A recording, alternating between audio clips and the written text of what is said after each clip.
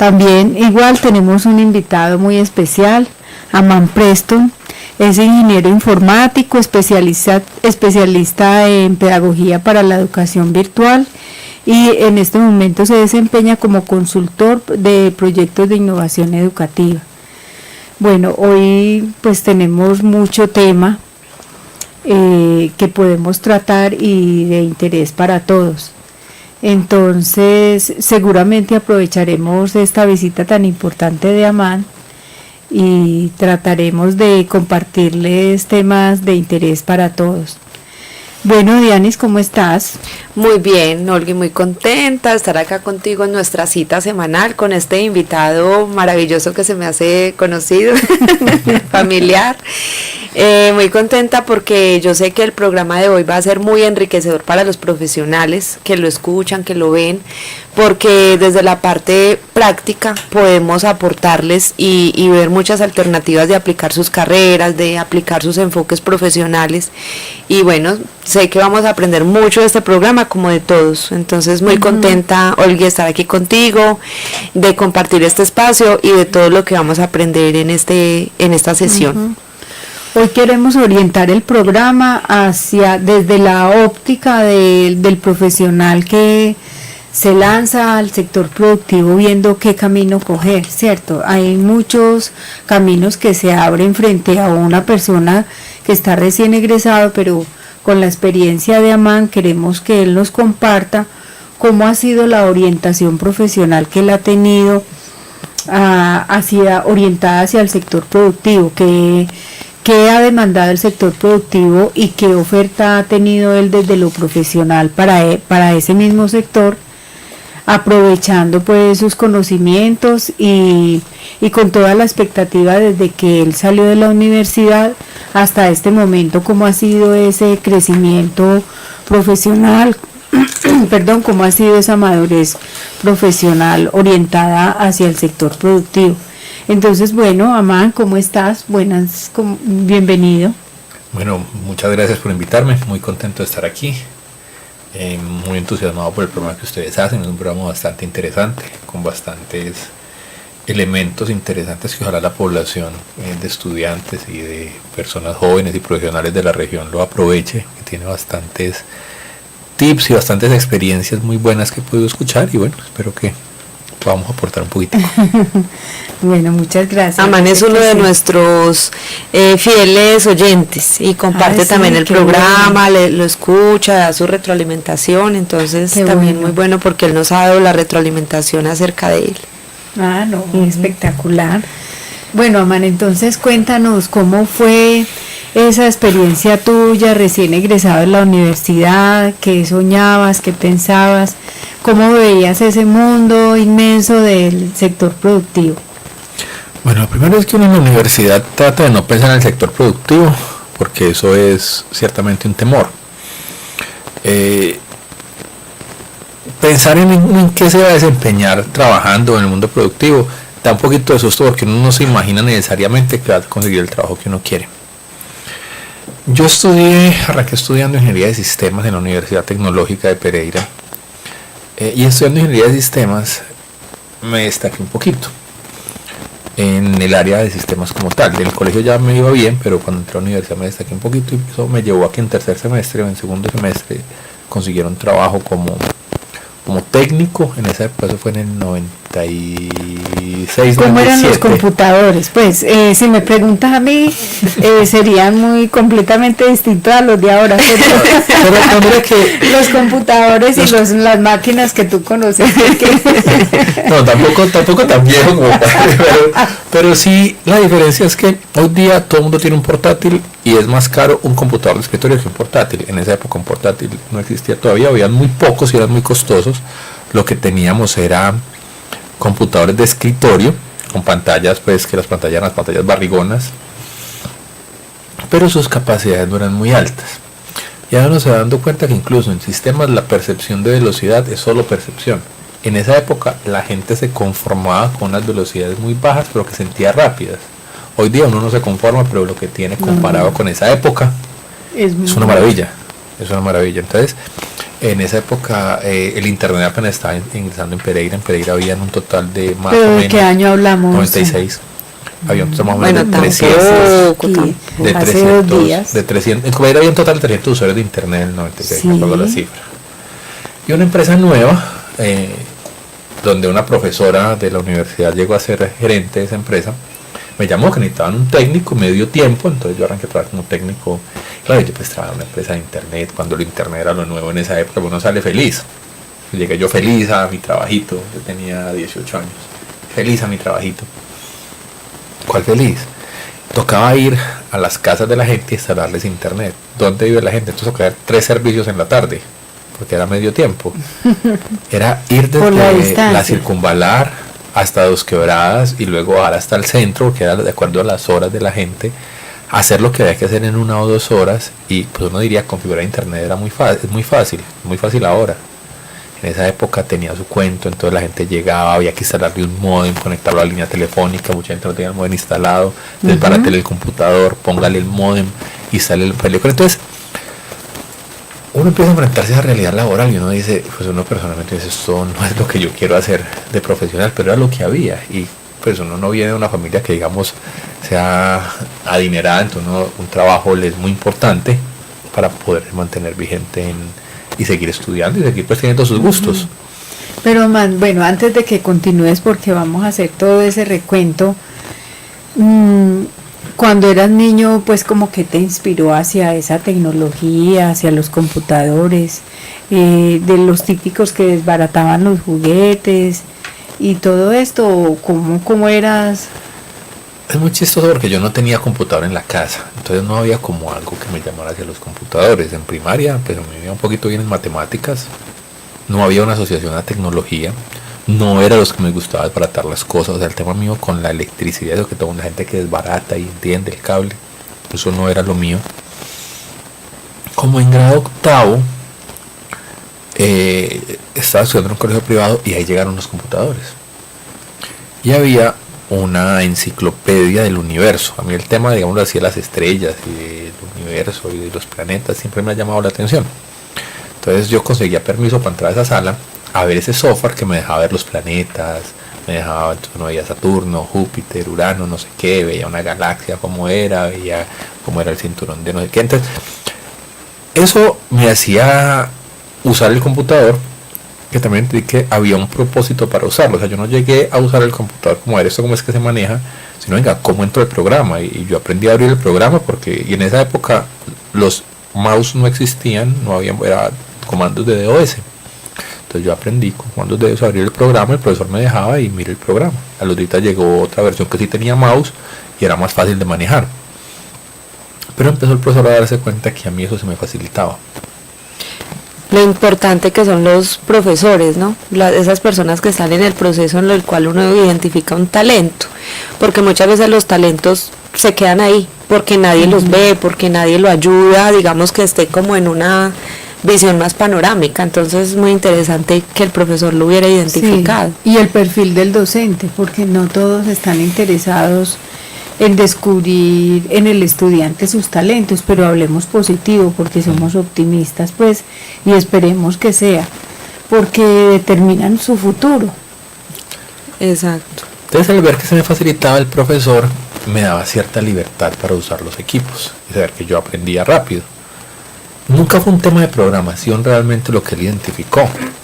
Sí, entonces nosotros que veíamos en esa época una hoja de cálculo que llamaba QPRO, que eso era punta de comandos, central era control H, la línea a la izquierda era control L, y así.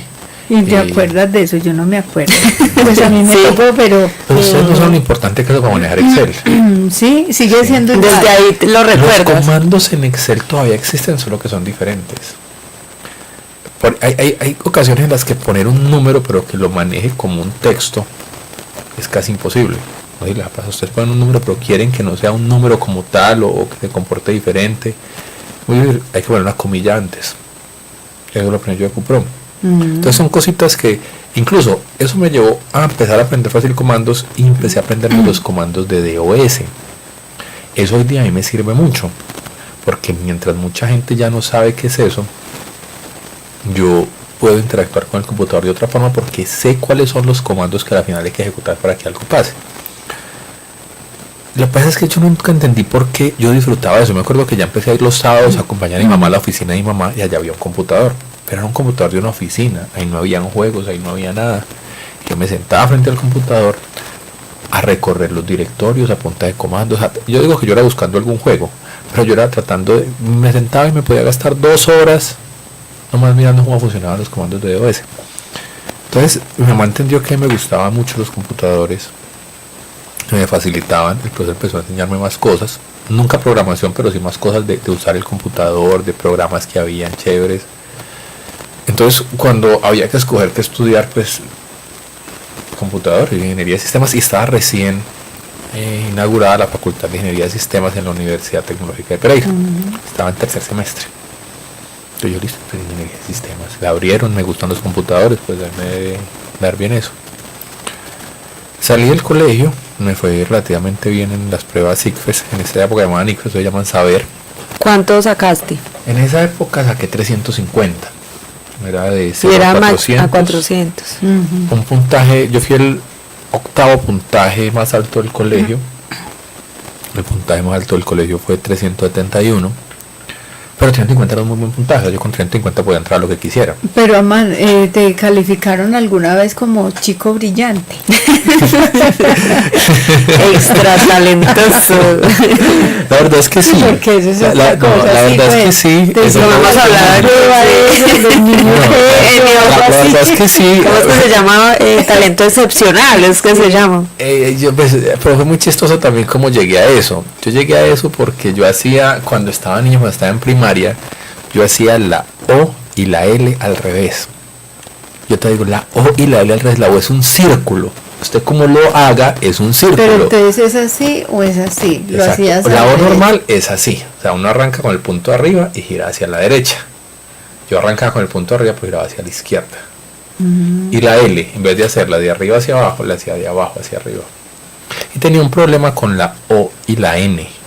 La U y la N. A veces las confundía. Me llamaron de una fonoaudióloga.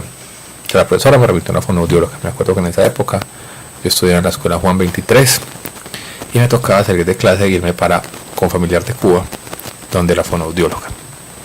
La fonoaudióloga me tuvo varias sesiones y al final le dijo, mamá, pues yo no le veo nada, sí hace la O al revés y la L al revés, pero tiene un problema con la O y la U y la N. Pero entonces el problema lo atribuyeron a que yo no hice preescolar, yo pasé directo a primero. Yo hice mi preescolar fue, ¿me llamaba eso? Plaza Sésamo. Yo aprendí a contar y a hacer las vocales y eso en Plaza Sésamo. Entonces aprendí directo a primero. ¿Y tú ya sabías leer? No, hacer las vocales y contar, pues y algunas cositas básicas se enseñaban a uno. No era Sésamo, necesario. pero para entrar a Pues preescolar digo yo. primero no se necesitaba saber leer. Uno aprendía a leer en primero. Bueno, porque como hoy en día es en transición, o sea, ya hoy se considera el grado 0, que no, pues no se debería llamar así, pero ese grado es como el preparatorio en primero. Y en transición, de hecho, las bases curriculares y los lineamientos es que el niño no tiene que estar, tiene que aprender a leer, no tiene que aprender cómo esmerarse en ese tema de aprendizaje de la lectura, de las matemáticas, sino lectura emergente, los niños leen pictogramas, pues saben que ahí dice Frisbee, que ahí dice Coca-Cola, sí. Debe incentivar todo eso. Qué bueno, eso entonces, ahora los ayuda más lineamientos, como a desarrollar la inteligencia. la inteligencia, exacto, como estimular. Entonces, por eso pregunto, por lo que hoy en día se considera que ya en primero, ya los niños ya empiezan a los procesos de leer y escribir, pero según pues como le tocó a Man, no estaba tan definida pues como de hecho, esa... preescolar en esa época era más manualidades, era más cortar con la tijera, que de hecho a mí eso me hizo mucha falta, que yo no he podido, nunca logré ser pulido. O sea, yo cojo una tijera. No tiene motricidad fina. No es que no tenga motricidad fina, porque ya sería un poquitico torpe, pero sí el tema de ser pulido, como quien dice, hágale una línea no sé cómo, la margen, no se pase la margen, hay ciertas características de todas maneras eso es como un nivel de motricidad, pero tranquilo que eso así estamos varios. Pero el tema de preescolar, ese tema de lo que exacto. Es de coger el papel, de cortar, de jugar con eso, yo lo tuve en la casa, pero no tuve ahí como tan específico. Como guiado, exacto. Entonces la fonoaudióloga, yo estaba como en tercero de primaria, dijo, pero pues yo veo en algunas cosas que es bueno que lo lleven a un psicólogo. Pues esto es más o menos lo que me acuerdo de la historia, pues no tenía 3 años, estaba en tercero de primaria, a los 8 años, no es que tenga tanta memoria de la situación. Entonces me acuerdo que fui a la donde la psicóloga y me ponía a hacer un poco de examen. Eso fue como una semana yendo donde la señora o 2 semanas yendo donde la señora, y uno iba. Entonces lo ponían a hacer un rompecabezas, lo ponían a hacer unos dibujos, uno hacía los dibujos, lo ponían a hacer unos exámenes también de como conocimiento, hacía los exámenes. Nunca me olvida que había un rompecabezas de la cara. Entonces yo empecé a hacer rompecabezas de la cara y lo hice. Bueno, hice hasta cierto punto y faltaba poner 4 o 5 fichas, como eran como ahí unas 12 fichas, faltaba poner como 4 o 5. Y yo no encontré cómo ponerlas, entonces yo le decía que no sabía cómo hacerlo, y ella me insistía mucho en que lo hiciera. Yo desistí, no lo hice. Ella me dijo, usted hizo lo que nadie es capaz de hacer, y lo que todo el mundo hace fácil, no lo hizo porque renunció, que porque no sé cómo hacerlo, y era muy fácil. Y tú estabas en tercero de primaria. Y efectivamente entonces detectaron que a mí me gustaban mucho los retos difíciles, pero que en los retos fáciles renunciaba muy fácil, y con eso yo he tenido que lidiar hasta el día de hoy. O sea, lo fácil no te llama la atención. Me gusta el reto de hacer cosas, o sea, de solucionar algo que no se ha solucionado, pero cuando ya es algo que es repetitivo, que se haga lo mismo, yo no me gusta. Entonces, listo, total, conclusión. A mí me parece chistoso decirlo uno mismo, pero el nivel de, digamos así, de inteligencia subió hasta genio. Pero en la parte artística bajó. Y volví a subir las demás cosas. Entonces la psicóloga dijo, ya, de nuevo por la parte artística, yo tenía que calificar al hijo de mi mamá, tenía que calificar como superdotado. Por la parte artística, su hijo predica muy brillante. De resto en todo marcó como un genio. Para mí son calificativos muy pesados, incluso para un niño. ¿Qué pasó acto seguido? Me metieron a Bellas Artes. Y estudié, como yo no sé cuánto tiempo en Bellas Artes, estudié muchísimo tiempo en Bellas Artes. Pero yo esos tiempos perdidos, yo hoy día ni siquiera soy bueno para pintar, porque eso no es lo mío. ¿Y qué ha sido algo? Porque, Diana, tú que sabes, pues, porque cuando un niño es calificado como brillante, entonces siempre le buscan la parte como el lado débil, que porque tú tenías esa debilidad en la parte artística, como para fortalecer la parte artística, ¿o qué? Porque digamos, pues primero habría que conocer exactamente qué prueba aplicaron. De pronto puede haber sido el WISE, que son como usados pruebas de inteligencia, pero habría que saber como qué instrumento fue el que se tomó y cuál fue en realidad el diagnóstico. Pero es una perspectiva precisamente que eso también era lo que quería compartir, en general, no tanto de la evaluación o del psicólogo, sino es una visión que compartimos todos lamentablemente, pero que ya cambió y cambiamos, y con este programa también contribuimos a cambiarla, y es el reforzarnos los lados que somos débiles.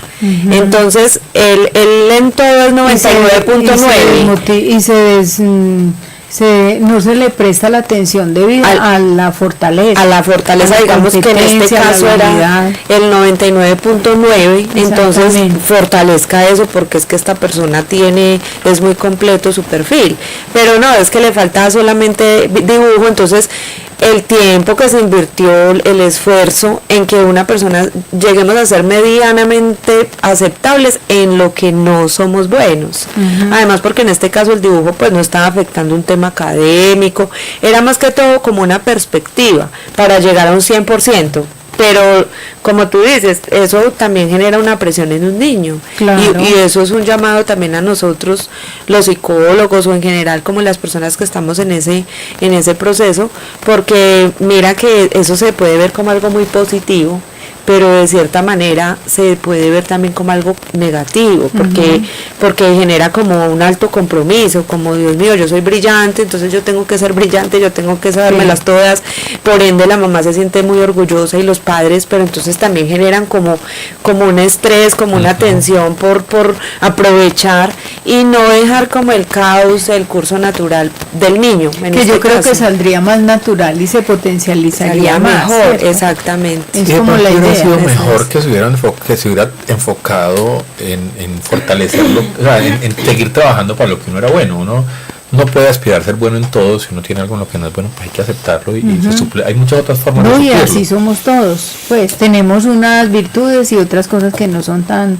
maravillosas, pero igual cada persona tiene un valor incalculable, ¿cierto? No, entonces yo terminé en Bellas Artes y yo hacía de todo, pero entonces, por ejemplo, a nosotros podían hacer un paisaje. Yo no era bueno para inventarme un paisaje. Me tocaba coger una lámina. Qué duro, ni me digas a mí. Y recuerden que no hice preescolar. Entonces era muy complejo. Por ejemplo, el tema de, yo vi unas clases de color que eran con acuarela y acuarela. Entonces van a hacer una escala de colores. Y el tema de no se salga de la línea para que le quede bonito, no, esto era imposible. También no me quedaban bonitos, esas escalas de colores no me quedaban bonitas. No, antes fue a generar una frustración. Pero, y un esfuerzo, al principio cuando era artes plásticas para niños, pues era jugar con arcilla y jugar con barro. Pues la gente deja unas cosas todas bonitas, a mí me quedaban tan bonitas, porque uno está jugando con barro, y eso pues a quien no le gusta jugar con barro, jugar con arcilla, hacer pendejadas, sí, meter la pero mano. no siempre le metían, era que hiciera las cositas así, que le quedara perfecto. No, digamos que en artes plásticas para niños no fue tanto lío, sino que hubo un momento donde, siendo muy joven, todavía no pasé al curso de adultos, porque llevamos en artes plásticas, y 3 personas de la clase, 3 niños que queríamos seguir, 3 niños que queríamos seguir, que la mamá de nosotros quería que siguiéramos, nos metieron al curso de adultos.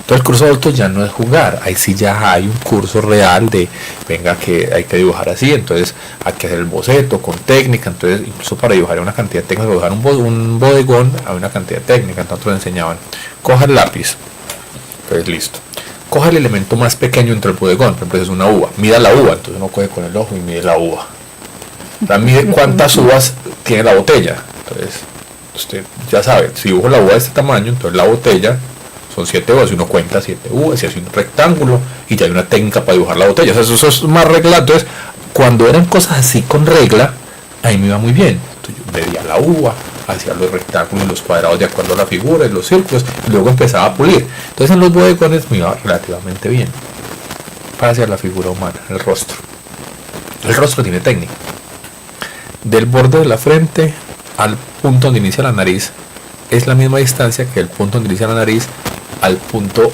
abajito de la nariz, y la misma distancia de ahí hasta el mentón. Entonces uno divide eso en 3. El ancho de la cara, o sea, donde empiezan las orejas, son hasta son 5 ojos. Entonces un ojo es de la oreja al inicio del ojo, el otro ojo es el ojo, el espacio entre los ojos es un ojo, el otro ojo. Entonces todos los rostros que yo hacía para que me quedaban igualitos. Yo sí hacía 10 rostros igualitos. Idénticos. Yo no era capaz de hacer 2 rostros diferentes. ¿Por qué? Porque todo era la técnica, todo era los 5 ojos, la nariz está al forma, O sea, ahí la no, boca ahí es no así. está ahí no está el talento, es No, ahí no una está el técnica. talento, Es una me aprendí, técnica. fue la El técnica. talento es muy auténtico, muy innovador y se sale de todo esquema. Y pues sí, es como muy impredecible también. Y también vale como recalcar un poco también el concepto de inteligencia, porque ese concepto ha cambiado muchísimo hoy en día. O sea, antes se consideraba como a un tipo de inteligencia académica o un tipo de inteligencia. Ya hablamos de las inteligencias múltiples. O sea, una persona hoy en día a nivel interpersonal puede ser súper inteligente, sabe relacionarse con los demás, eso lo aplica de muchas maneras. El tema artístico. Entonces, en la educación tradicional, lamentablemente nos enseñaban que los pepas eran los inteligentes y el resto éramos los que no entendíamos matemáticas, éramos los que no, y esa visión ya cambió. Entonces es muy bueno también el tema que más nos comparte, porque admirando esas capacidades también podemos decirles a los demás, identifiquen sus talentos, identifiquen sus fortalezas, que no todos somos como en el mismo sentido, como tú dices, los talentos son muy únicos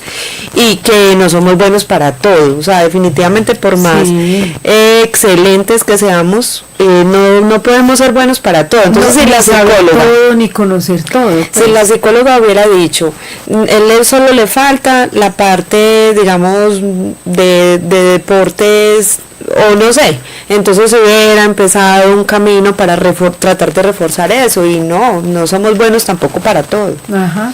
Bueno, pero yo no quiero que se vaya a acabar el programa sin ver toda esa riqueza que nos tiene que contar Amán. Entonces, avancemos. Ya, adolescencia. Pasemos de los ojos. Brinquémonos a la adolescencia. Eso sirvió, es como 5 años en Bellas Artes, más de decir que para me cuenta que eso no era lo mío. Me salí huyendo de allá. ¿Y tenías 8 años? Tenía más o menos 9 años. Yo hice, cuando estaba en cuarto y quinto en Bellas Artes, cuando estaba en sexto, séptimo, más o menos octavo. Hasta ahí más o menos en Bellas Artes es lo que más o menos tengo de recuerdo. Pero siempre estuviste mucho tiempo. Mucho tiempo. De hecho, tú haces muchas recuerdos, pero listo, brinquemos al tema de Bellas Artes. De los ojos. Saltemos a la universidad. Entonces, de ahí en el colegio, pues como venía contando, se detectó ese tema y me presenté a la Universidad de Ingeniería de Sistemas, pues pasé con el puntaje de ICFES que había obtenido, pasé y entré. El hecho de ser bueno en el colegio tenía un problema. Entonces, en el colegio no tenía que estudiar. Yo en el colegio veía las materias y salía y me iba a jugar fútbol. Y ya. Y con eso me iba muy bien. Nunca busqué ser el primero del colegio. A mí no me importaba no hacer tareas porque con los exámenes pasaba. Entonces a mí no me importaba que en vez de sacar 10 me quedara en 7. No me importaba porque estaba haciendo lo que me gustaba. Entonces nunca es que el promedio mío haya sido excelente, yo era el primero de la clase, pero sí me iba bien y me reconocían que me iba bien. Entonces llegué a la universidad de la misma forma. A estrellones que me pegué tan bravo. Sin tomar apuntes. No tomaba apuntes, yo veía el profesor de matemáticas allá, hablaba una cháchara que yo veía muy fácil. Entonces como era tan fácil y me gustaban tanto los computadores, me quedaba en la sala de sistemas y como estaba acostumbrado a aprender de computadores solo, pues lo hacía en la fábrica donde trabajaba mi mamá. Yo me quedaba en el computador y ahí miraba qué tenía que hacer. Llegó el concepto de internet que era nuevo, tema de los servidores de internet, entonces me hice amigo del administrador de la red y me enseñaba. Entonces yo me quedaba todo el día en la sala de sistemas y no clases de matemáticas. Obviamente perdí matemáticas. Ya era otra. Y fue una frustración muy brava cuando uno se cree bueno, se cree muy bueno, uno darse cuenta que uno no entiende. Es un choque muy bravo. Y yo decía, no, matemáticas, ahorita estudio, o sea, ¿cuál examen es mañana? No, pues yo mañana me pongo a estudiar, me nivelo y presento el examen, pongo a estudiar, me nivelo. Yo estaba más atrasado que un berraco. Pero en realidad era porque no podías comprender, No, o porque el profesor no explicaba bien, o porque no asistía a Porque clase. me había quedado estudiando Se había quedado embelesado en con lo sus que eran computadores. sus competencias, sus habilidades, sus gustos. lo que le fascinaba y lo que le apasionaba. Y dicen que, como dice uno para que se escuche bien en radio, que al perro no lo operan de ciertas partes 2 veces, pues yo perdí 2 veces matemáticas. Por la misma razón. Perdí matemáticas. Entonces ya pues frustrado por haber perdido 2 veces matemáticas, hice un curso intersemestral, la sala de sistema estaba cerrada, no podía ir. Y obviamente en el curso intersemestral sí me fue bien. De hecho saqué como 4,7 si no estoy mal en matemáticas, pero claro, después de uno estar y haber visto 3 veces la misma vaina, pues tiene que sacar con una buena nota. Y, no ya, ¿Y por qué sucedía solamente con esa asignatura y no con las otras? porque matemáticas lo atrasa uno prácticamente todo. Era la más difícil. No, era la más importante. Entonces si yo no había matemáticas, ¿qué podía haber? Pues Inglés, para un ingeniero de humanidades. sistemas, sí, total. Ah, no, sí, pero me Pero refiero al programación, método. pero ¿Por qué con programación. esa no te funcionaba el método? Porque es que matemáticas y más en la universidad sí requiere que uno vaya a clase porque es mucho tema y con un nivel de complejidad superior. En la universidad uno no puede decir, no, yo falto una clase de Y se matemáticas. perdió y el mucho hilo. tema. Quedas Entonces, perdido de ahí en adelante. Mientras que uno del colegio le repiten y le repiten Sí. fraccionarios y, no Y sé la qué, cantidad no sé qué, temática no sé qué. pues no es tan Aquí en la amplia. universidad usted faltó una semana y más lujo de faltar 2 semanas.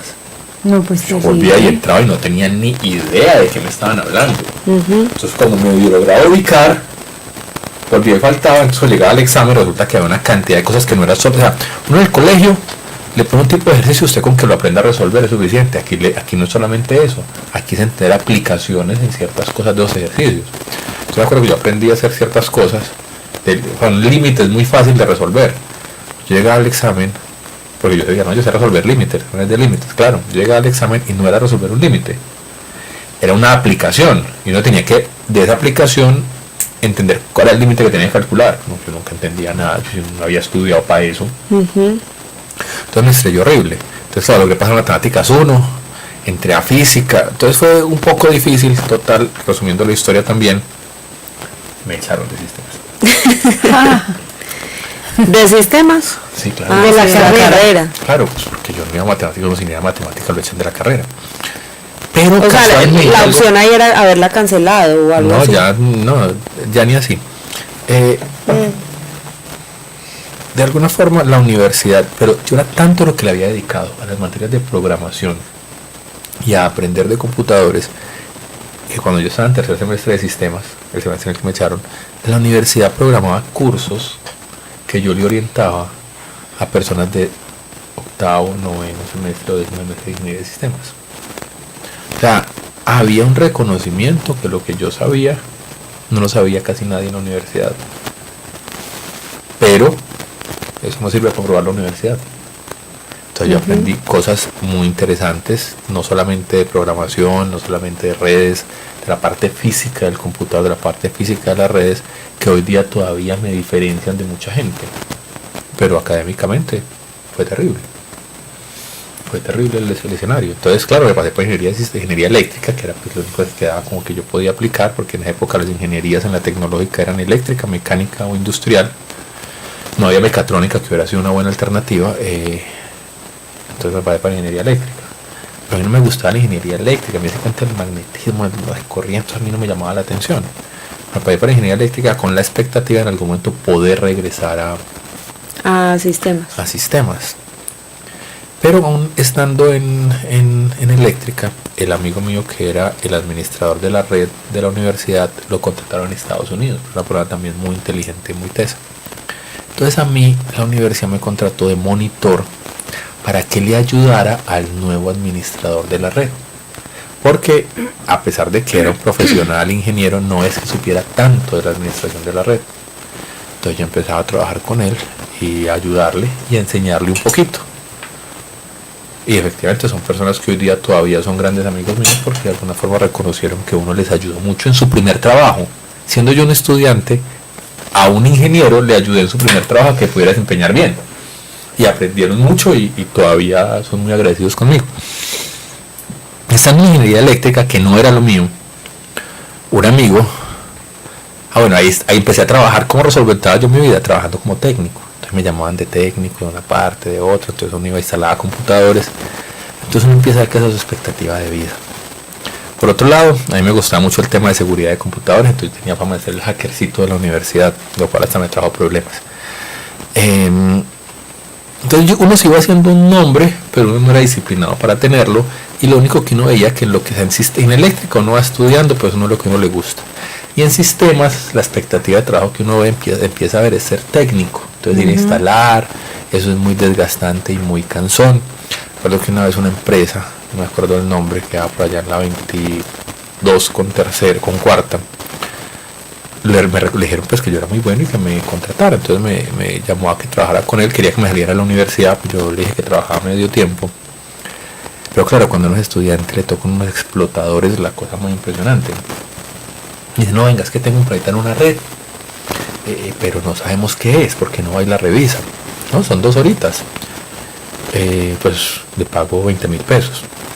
Pues uno 20.000 pesos podría mirar qué le pasa a una red, que eso era como, para mí eso era como darle clic derecho a 2 cosas y se quedaba arreglado. Llegué a las 2, salí a las 12 de la noche. El problema que tenía en esa red era hasta de los cables como tal. Casi que se las arreglé, había lo que podía arreglar con el material que tenía a la mano, no sé, que un 80%. Y otro día fui a cobrar y me pagaron 20.000 pesos. Como si hubieran sido 2 horas. Y me dio una rabia. Pero ese era el mundo que le esperaba a uno. Y en general, el mundo de los técnicos de sistemas, desafortunadamente, es un mundo muy mentiroso. Un técnico de sistemas va a la casa de alguien, trata de arreglar el computador, no sabe qué es, y si le dice al dueño del computador, es que no sé qué tiene, ese técnico es muy malo. Pues les cuento que para el 99% de los casos el técnico nunca supo qué era, entonces responde, eso era un virus. O estaba desconfigurado el no sé qué, y nada de eso era lo cierto, toca formatearlo. Formatearlo es la solución fácil de todo. El técnico nunca supo qué fue. pero eso es lo que responden. A mí me llama mucho la atención la reflexión en este momento, porque a ti te fascinaban los sistemas desde niño, de una forma intuitiva, empírica, en la universidad dedicarte a ir a la sala de sistemas como el fútbol era en su momento, pero el profesional tiene esa pasión, pero dice, ¿qué futuro me espera como profesional en la vida del empleo? Poder ser uno muy realista y analizar, bueno, esto me... ¿A dónde me va a llevar? Exacto. Y de pronto, como tú decías ahora, en el momento en que la estudiaste, era un momento en el que era muy técnico, que el panorama iba a ser muy de mantenimiento, muy no sé, muy operativo. Muy digamos. operativo. Entonces también eso sucede muchas veces con las carreras. Las personas se inspiran, se apasionan, quieren entregar todo, pero hay unas incertidumbres. Bueno, esta carrera a nivel macro, a nivel mundial, ¿esto para dónde va? La carrera. Entonces me llama mucho la atención, pues porque sin adelantarme, pues yo sé que no fue así, ¿cierto? Pero son reflexiones que muchos de los profesionales en este momento puedan estar haciendo.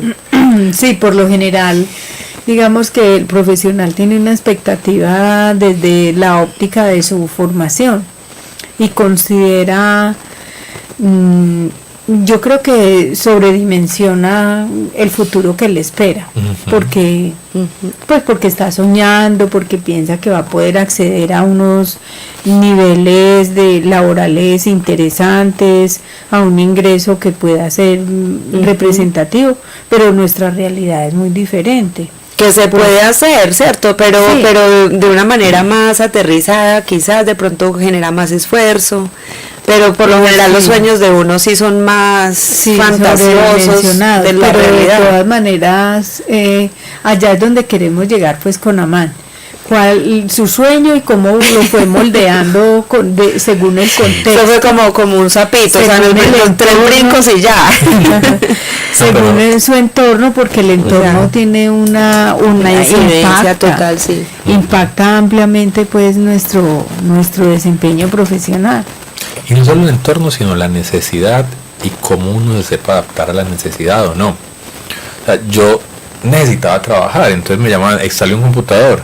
Yo lo instalaba, y me acuerdo una vez que me llamaron a instalar un computador, y yo pensé instalar el computador, claro, y el computador estaba conectado y prendido, y yo creo que tenía que instalarle, no, el polvo a tierra, yo nunca había instalado un polvo a tierra en mi vida, no me gustaban los cables, no había de dónde, no tenía herramienta, me acuerdo yo con un martillo enterrando una varilla, eso con un martillo no se entierra, tenía con una maceta, yo bien flaco, que siempre he sido bien esforzado, péguele a ese martillo y eso me enterraba. Una cosa tan impresionante. Y hasta que algún trabajador de esa empresa me vio, era una fábrica que quedaba por la 30 de agosto por enfrente donde es de Corcerámica con 41 o algo así. Pues me vengo, usted está muy encargado de coger una maceta, me pegó 3 golpes, yo ya 2 horas dándole esa maceta, yo 3 golpes la enterró, que el cable lo conecté y obviamente ¿cuánto me cobraron? ¿Cuánto me pagaron? Lo que yo cobré por instalar el computador, 15,000 pesitos. Porque lo que cobraban en esa época no era malo, pero era lo que uno cobraba, pero lo que yo hice no valía eso, pero era lo que cada uno tenía. Entonces, esa escena que lo enseñan a uno a cobrar, a que uno tiene que ser bobo, uno tiene que decir cuando le propone, no, venga, pero eso no es lo que yo venía a hacer, eso vale tanto, y decir que no, pues mejor váyase a perder 2 horas el esfuerzo, aguantar hambre y... Pero no sé, en ese punto específico, lo que hablamos ahora, muchas empresas se aprovechan o simplemente no conocen la operatividad, pagan y ni saben cómo lo resolvió, pero lo resolvió, de pronto sucedió, pero no sé de pronto cómo le puedas aconsejar hoy en día a un profesional que apenas está adquiriendo experiencia, cómo maneja esa situación cuando llega a la empresa y dice, no, eso no, o sea, ¿cómo hacemos para equilibrar un poco esa situación? Lo que pasa es que hay 2 cosas que uno tiene que decir. Yo tengo que reconocer que todo lo que yo viví me sirvió mucho. Primero, para formar carácter. 2, para entender cómo funcionan las empresas y cómo funcionan los negocios y cómo uno tiene que comportarse. ¿Cómo? Pues, si quieren, mírenme, yo soy el peor ejemplo. Yo no protestaba. Yo decía, bueno, padre, es que me iba casi que llorando para la casa porque me ha tocado muy duro. Sí, pero eso va formando un carácter en las personas. Entonces, un profesional hoy día uno lo ve y ¿qué quiere hacer? No, yo quiero trabajar en un proyecto, yo quiero ser el ingeniero de una empresa, y eso es muy chévere, eso sería muy divertido y lo consiguen. Yo gracias a Dios lo conseguí de alguna forma rápidamente, pero eso no es la realidad. Entonces, enfrentarte hacia esto es importante. O sea, hay dos formas: o uno trabaja de asistente a alguien que sepa y aprende, o uno se lanza al charco y va aprendiendo en el camino. Exacto. Y se estrella y se va a estrellar. No, o puede que no se estrelle. O puede que no se Pues se va abriendo camino. Eso es trabajo duro. Y no, se estrella. Bueno, ya te entiendo en qué sentido lo dices. En el sentido de que pues no ha cobrado lo suficiente para un trabajo gigante. O sentir que las personas se aprovechan de eso y uno está ahí como usado. Pero de todas maneras, si está haciendo uso de todas sus competencias, uno en el fondo está feliz, un poco frustrado. Es una combinación de frustración y alegría y por pasión. Eso, porque sabe que a alguna parte va a llegar, o sea, sí, claro, un norte, uno está una apasionado porque le dieron la opción de hacerlo, no y aprender, lo quería hacer. Exacto. No, tenía cosas interesantes, aparte de ese desgaste, uno decir, tiene que ir para allá a un sitio, un barrio que usted no conoce. Yo que soy bien miedoso, entonces uno dice para un barrio, en una buseta, si no sabe dónde tiene que bajar, sintiendo que se perdió, que se pasó, en esa época cargando como 40 disquetes, porque eran 10, pero de esos 10 no sabe cuál se había dañado, entonces había que cargar varios para tener de reemplazo. Llegaron a sitio y encontrarse un problema que nadie, que le dicen, no, es que han venido 3 técnicos y no han podido, y uno poderlo resolver, eso era muy motivante para uno. La satisfacción. Eso era lo chévere. Pero ese tema de usted de ahí, saber que tiene 2 horas y que en 2 horas lo esperan en tal otra parte y salga de ahí, y a veces la plata le tiene que estar uno pagando el taxi porque usted se engolosinó y eso no va a poder conmigo y lo logré. 10 minutos avisaron. Pero no más quejas, no más quejas. No, pero eso forma un carácter en la vida laboral. Forma un tema, usted tiene que atender clientes, tiene que someterse a ciertas reglas que si a uno no le gusta tiene que someterse. Y tocó someterse. Eso va generando un carácter. Entonces, para mí temas que son muy importantes en la vida de las personas. Uno, trabajar mientras se es estudiante, para poder tener una idea de qué es tener un jefe, qué es tener una responsabilidad, qué es cumplir un horario. Y el segundo tema es vivir solo, para uno saber qué significa que nadie esté pendiente de uno, sino que uno tenga que resolver. Pues son las dos cosas que pueden formar más el carácter de una persona. Y trabajar sirve hasta desde trabajar de mesero hasta trabajar de técnico en la carrera de uno, como me tocó a mí. Porque el tema está en aprender a respetar autoridades, aprender a seguir instrucciones, aprender a tener una buena actitud frente al trabajo, así no sea el trabajo que y administrar el dinero. Y empezar a administrar el dinero. Y de generar motivación, sentirse capaz, sentir que lo logro, sentir que soy bueno para algo. Eso también es un riesgo muy bueno. grande, y es que mucha gente, cuando empieza a recibir plata, empieza a desestimar el estudio. Por lo tanto, es un balance muy importante. Para mí no hay experiencia más formadora que la de trabajar mientras es estudiante. Y admiro a todos los que tuvieron que trabajar y pagarse el estudio. Esa es la gente que para mí tiene más mérito en este mundo. Trabajar y pagarse el estudio. Eso es de berracos, y probablemente el profesional que hace eso es un profesional excelente. Pero pues sin generalizar. Entonces, gracias a Dios, ahí, después de todo ese tema y de las quejas y demás, cuando estaba en eléctrica, me llamó un amigo que tenía un proyecto en el SENA muy chévere y me invitó a trabajar en el SENA y me dijo, venga, necesito a alguien que programe, y usted programa bien. Lo chistoso es que yo cada que lo escuchaba a él hablar de su proyecto, yo pensaba como, eso tan sencillo que él hace. Y me llamó a trabajar. En un momento que yo necesitaba buscar trabajo, pero yo decía, no, me toca volver a buscar trabajo de técnico y qué pereza. Entonces me llamó, venga, yo necesito un programador. Yo, ¿cómo? Allá llegué. Y efectivamente era un proyecto muy chévere donde era a partir de unos equipos de entrenamiento en refrigeración, electrónica y otras cosas. Había que conectar esos equipos con el computador y controlarlo desde el computador. Entonces ya no era solo programar, habían muchos retos asociados a lo que había que hacer. Y eso en la universidad nadie sabía hacerlo. Nadie sabía cómo el computador se comunicaba con el mundo exterior. Era muy bueno dentro del computador, pero no en el mundo exterior. Y entonces me explicó que como me gustaba programar para redes, entonces ya era que se controlara, pero que cualquier otro computador conectado a la red pudiera también controlarlo. Entonces empezó como a potenciar y eso me gustó muchísimo. Entonces ya trabajaba de 8 de la mañana, porque nunca he sido muy bueno para madrugar, hasta las 8 de la noche, pero con gusto, porque era lo que me gustaba. Y me gané un reconocimiento por eso. Y al ganarme un reconocimiento, después terminé trabajando en la Dirección Nacional del SENA. Y ya el reto cambió de ser tan técnico a más administrativo. Entonces me gustaba resolver los problemas que habían para poder solucionar los problemas técnicos. Entonces aprendí un poco de administración, aprendí un poco de derecho, aprendí un poco de una cantidad de cosas, hasta que terminé de coordinador de de tecnología educativa a nivel nacional en el SENA, hacia hasta 2010. Y esa época de hacer cosas muy interesantes en el SENA me sirvió para generar un nombre reconocido en el sector de educación. Ahí hice la especialización durante eso, montamos el proyecto de educación virtual del SENA, que fue muy reconocido, con retos técnicos muy interesantes. Aprendí lo que significa dormir en un data center, donde el aire acondicionado sale del piso hacia arriba, o sea que hace un toquecito de frío. Pero fueron experiencias muy chéveres y me gané un nombre que me permitió, cuando me retiré del SENA, no pensar en buscar trabajo inmediatamente, sino en tratar de ver cómo yo gestionaba proyectos, me movía de acuerdo al reconocimiento que tenía, y funcionó un poco. Pero pude capitalizar una cantidad de amigos que una posición como esa dejó. Entonces ya migré de ser el estudiante técnico que instalaba computadores al pelado joven que entró a trabajar en el SENA, como todavía no era ingeniero porque todavía estaba estudiando, como programador, pero que empecé a ganar un buen sueldo, hasta ser un asesor de la dirección general del SENA, ser un coordinador nacional y luego ser un consultor. Eso pasó en toda la historia que le estoy contando, 14 años.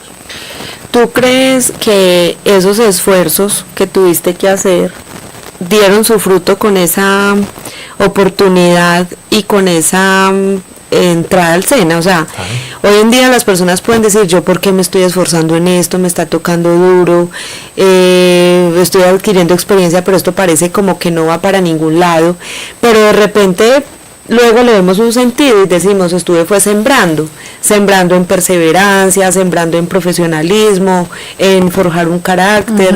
Eso tiene como un sentido, no es como la vida que me tocó esto tan duro, injusto, sino que tiene un sentido de una siembra profesional que alguien hace y luego va a tener un fruto. ¿Tú crees que de pronto eso puede haber sido parte de una cosecha, digamos, de una siembra? Siempre y cuando uno logra ubicarse en algo que realmente esté acorde con lo que uno puede desarrollar, me refiero a que sea algo asociado a su talento. En la vida no todo es talento, hay cosas que pueden ser más importantes que el talento, como es la disciplina, como es el esfuerzo, pero si no hay talento, uno puede aburrirse, por el riesgo de que se aburra. Si hay talento, uno ahí se va a enamorar, va a encontrar pasión. La motivación es algo interno, el talento da una motivación natural. Uno puede encontrar muchas otras cosas que lo motiven, pero a mí en ese caso, o sea, por ejemplo, yo hoy día, lo gracioso, yo me veo hoy día y me da risa porque hoy día de lo que menos hago es de informática en sí, porque yo planteo proyectos de innovación educativa que tienen que ver con tecnología. Pues yo, ¿qué hago? Formular el proyecto, la matriz de riesgos, la matriz de marco lógico, el objetivo general, y eso es lo que uno más sabe hacer, y hasta temas jurídicos y medio contables. Pero son interesantes es porque están aplicados a un tema de tecnología. Si me fuera a ser contador hoy día de una empresa cualquiera, me aburriría los 2 días. Entonces, desde que uno tenga un foco claro de algo que uno sabe que le gusta, cualquier sufrimiento, digámoslo así, mientras lo aprende, va a tener un fruto. El riesgo está es cuando uno lo hace de cosas que no le gustan, puede ser perder el tiempo. Ahora, uno no puede ser tan injusto, que hay gente que la necesidad de tener un trabajo y el ingreso puede más que otras cosas. Entonces uno podría diciendo eso, uno podría frustrar a la gente que está en esa situación. Pero también depende de la actitud. ¿Le puede sacar uno el gusto? No, también depende de la actitud que uno le ponga a las cosas. Pero es posible, bueno, está bien, yo lo entiendo, porque cuando uno tiene competencias y dones naturales que pueden ser aplicables al trabajo, es un regalo. Es una cosa maravillosa, porque pues el empleo exige mucha disciplina y dedicación, y por eso a uno le pagan, porque está resolviendo problemas, unos problemas que ha planteado una empresa que necesita llegar a cumplir unos objetivos y unas metas estratégicas trazadas, ¿cierto? Eso es, y uno está aportando para eso. Pero si con ese desempeño usted está disfrutando y gozándosela, pues eso no tiene precio, ¿cierto? Pero entonces, ¿qué tanto será el porcentaje muy alto, o qué de las personas que realmente hacen un trabajo pesadamente, como obligados, en reversa, necesitan el dinero? Eso es la gran mayoría, o la tendencia de la gente es que finalmente trata de buscar sus habilidades, sus competencias naturales para articularlas con el empleo. ¿Se va dando como de suyo o no necesariamente? Pues lo que encontramos por lo general es que tendemos a ver el empleo como algo muy diferente del talento. Entonces, porque igual hay unos contextos económicos, pues hay una realidad que no podemos desconocer, no estamos en el mundo ideal, pero la apuesta es que aún en este panorama real, que lo que uno haga sea coherente con sus habilidades, mínimamente que sean cosas que a uno se le faciliten, ¿cierto? Porque de resto ya yo pienso que sería como hasta para la misma salud, una persona que no definitivamente en lo que sea, digamos una contravía. Una persona que tenga un perfil de demasiada concentración, le gusta programar, por decir algo en el tema de sistemas, es alguien que necesita estar concentrado generando esos procesos. Es una persona que si la ponemos a tratar con clientes, a hablar, a relacionar, pues es que hasta su propio cerebro no está casi que en la capacidad para hacerlo, y no es porque sea malo, ni el uno ni el otro, sino porque es que tenemos disposiciones muy diferentes. Entonces nos da mucho miedo a pensar en los gustos. No, pues yo que me voy a dar el lujo de trabajar en algo que me guste en este mundo, con estas necesidades, pero no, podemos mirar los gustos, y nos darnos miedo con los gustos. Bueno, esa sería como... Porque vamos a ser más efectivos en realidad. Esa sería una clave, digamos, para un recién egresado, que procure buscar algo que tenga relación directa con algo que él pueda disfrutar, sus habilidades, sus potencialidades, porque como estamos viendo pues precisamente el ejemplo en la vida de Amán, pues él digamos que orientó todo su madurez profesional, viene siendo recogida a partir de todas esas habilidades y competencias y destrezas que tiene, que lo potencializaron. Exacto. Entonces, digamos que en ese sentido uno puede hablar de ser un profesional exitoso.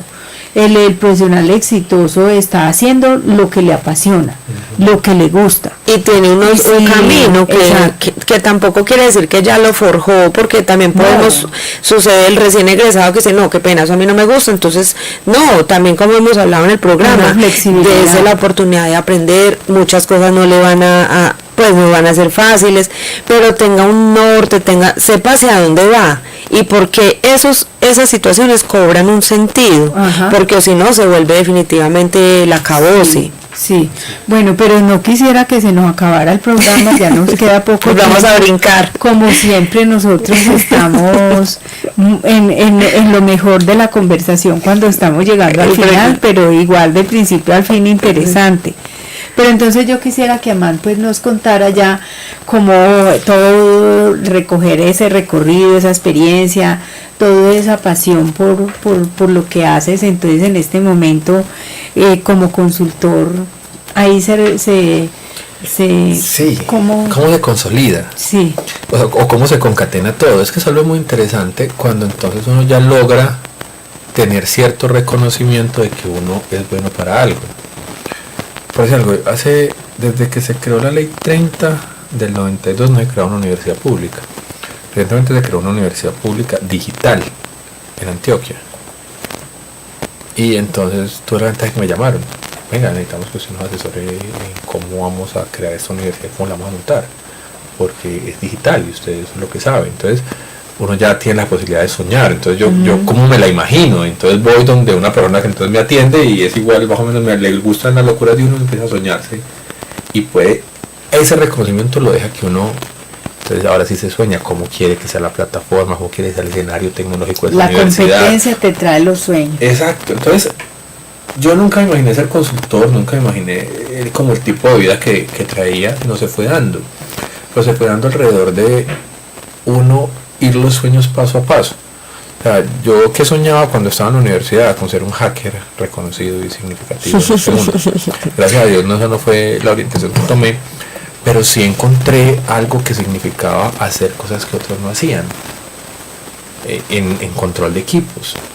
Después, entonces en educación virtual también le metimos mucho condimento de eso y aprendimos de educación, entonces le metíamos un tema de educación para que la gente hiciera. y parecía uno hasta con el sueño, digo yo, de Pinky Cerebro. Vamos esta noche, vamos a conquistar el mundo. Y yo me he metido con algún compañero que tengo, con mi socio. Entonces nosotros tenemos una información importante de cómo se transforma la vida de las personas a través del uso de tecnología en la educación. Y lo hemos podido vivir. Entonces eso apasiona más, cuando uno empieza a ver que lo que uno hace efectivamente transforma a una persona, efectivamente le cambia la forma de pensar a alguien, le aporta algo. Entonces todavía va produciendo, es una cadena donde entonces el sueño va creciendo. Hoy día el sueño está en que bueno llegar a tener la posibilidad de que realmente el país adopte muchos de los pensamientos de nosotros y los use. Hemos logrado un poquito. Nosotros tenemos un producto de uso de laboratorio, de simuladores de laboratorios de física, química y biología que hoy día están yendo en 11 países. Y esos laboratorios, escuchamos estudiantes que dicen, aprendimos más química con el laboratorio que lo que nos dijo el profesor.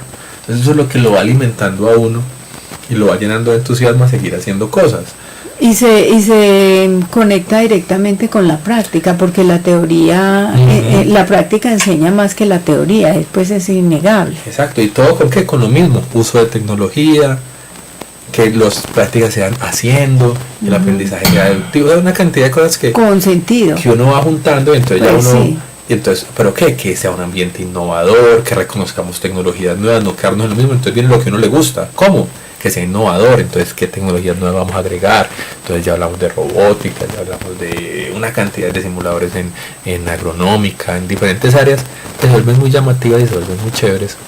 Entonces uno mantiene el reto técnico de estar vigente, no necesita estar programando, pero sí técnicamente uno visualiza y diseña las soluciones, y de ser capaz de ir y convencer a la gente de que eso es lo que necesita y que eso es lo bueno, enfrentarse a un grupo de docentes y que ellos efectivamente lo usen y que les guste y que otra gente vea que para sus proyectos quiere que uno los acompañe porque eso es lo que les da un sabor diferente, algo así. Entonces ahí es donde se consolida todo, donde ya uno coge el bagaje técnico para llevarlo a algo, pero el aprendizaje de todo el recorrido que va sumando y va sumando hasta donde uno quiere llegar. Algo importante que dijo alguien en estos días, pues decía el ejemplo de Mariana Pajón. Mariana Pajón, cuando ganó la segunda medalla de oro, le preguntó en qué momento ella la había ganado, y ella dijo que la había ganado en su casa, que ella repitió la carrera en su mente tantas veces que no había variable que fuera a suceder que ya no supiera ya cómo afrontarla, y en todas las veces que repetía en la cabeza la ganaba. Que ella cuando llegó a competir la carrera, ella ya sabía cómo se iba a la carrera y cómo le iba a ganar. Entonces lo importante es que también las personas se visualicen, y visualicen a dónde quieren llegar. Es una persona sin norte y sin metas. Y real, ¿no? Nos visualicemos porque soñamos mucho, pero visualicémonos realmente. En realidad, ¿qué conflictos voy a tener que atravesar? ¿Cuáles van a ser los obstáculos? Los competidores. O sea, analicemos los pros y los contras y preparémonos para eso. Sí, lo que tú dices, Dianis, es importante, y bueno, voy a dejar a Man pues que cierre, porque me parece que es vital lo que estamos diciendo. Soñar y visualizarse es la palabra clave, pero visualizarse de una manera aterrizada, porque es que a veces la gente sueña, pero sueña unos sueños y nos genera más frustración, pues, unos soñar tantas cosas inalcanzables, irrealizables. Entonces allí vienen las frustraciones.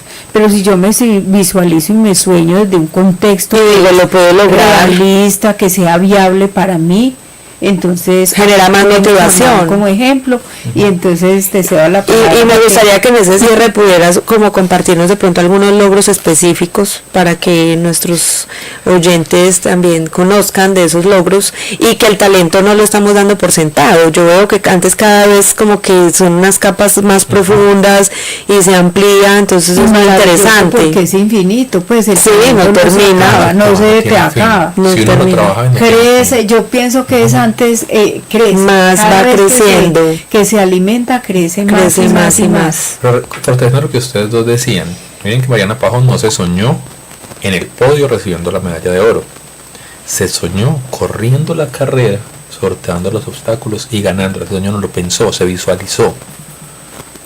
Ella no se visualizó en subir en el podio con la medalla de oro, no se visualizó corriendo la carrera y ganándola, luchándola, afrontando cada cosa. Entonces, en la educación hoy día desafortunadamente no promueve que la gente se visualice, se sueñe y detecte su talento. Entonces yo espero que la educación del futuro sí lo haga, pero por hoy que la gente se concientice que es importante